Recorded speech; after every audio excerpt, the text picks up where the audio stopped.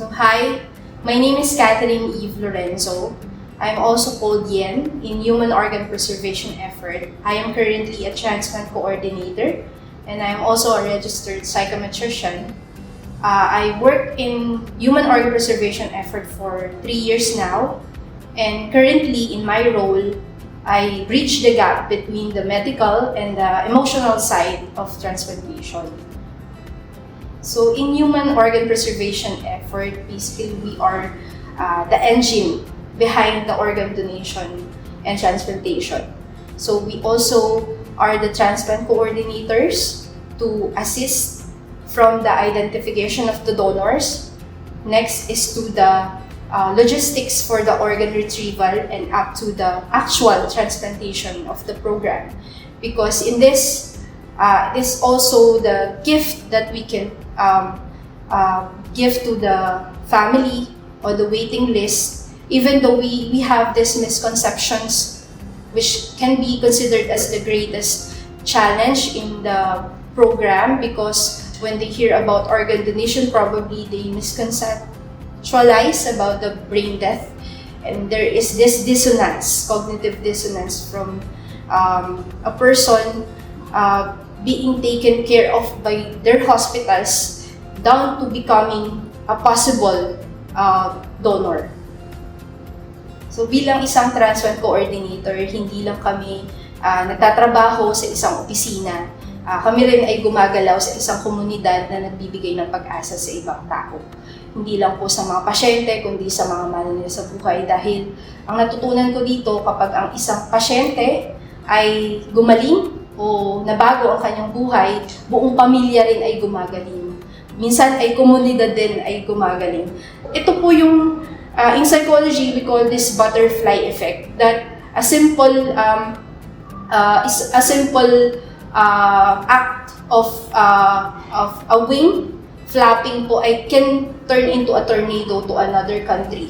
Or ang ibig sabihin, ang isang pag-yes ng pamilya sa isang organ donation ay hindi lang po mga recipient na matutulungan ng mababago ang buhay. Pati na rin po ang isang pag-asa sa komunidad, mga pamilya na pwede nilang i-share sa ibang tao about organ donation, that it can really save lives and bring hope back to our community. And not only that, probably iisipin lang natin na pasyente lang po sila, pero hindi po. Sila po ay pwedeng kaibigan, pwedeng ama, ina, o isang nangangarap na estudyante na makabalik po sa kanilang pag-aaral. At ito po yung naging impact sa akin kasi nagtatanim lang po pala tayo ngayon ng advocacy, pero in the future generation, napakalaking impact niya po sa ating komunidad. Alam niyo po sa NKTI, we do a lot of coordination, and for this to be very efficient and effective, it must be a collaborative effort amongst nephrologists, surgeons, social workers, and even our dedicated nurses po.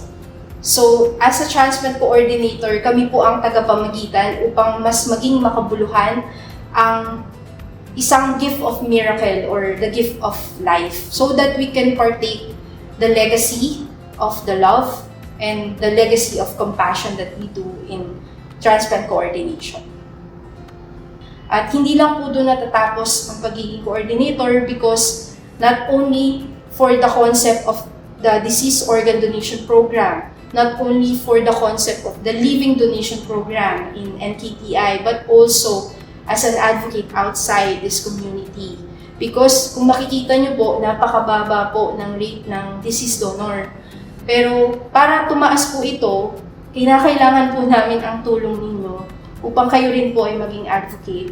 And we will create a community that is sharing a community of donation and altruism to each other, because we are all Filipinos. So to our patients, especially the patients on the waiting list, please do not lose hope. We are doing our best, our tireless efforts, so that one day you will have as well your donor.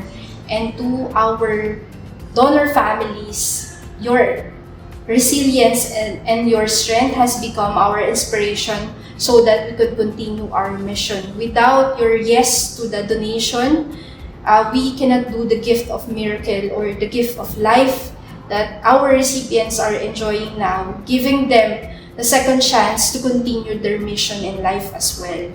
And of course, to our community, let's strengthen this mission so that we can continue a culture of donation and as well to leave a legacy of love. Thank you.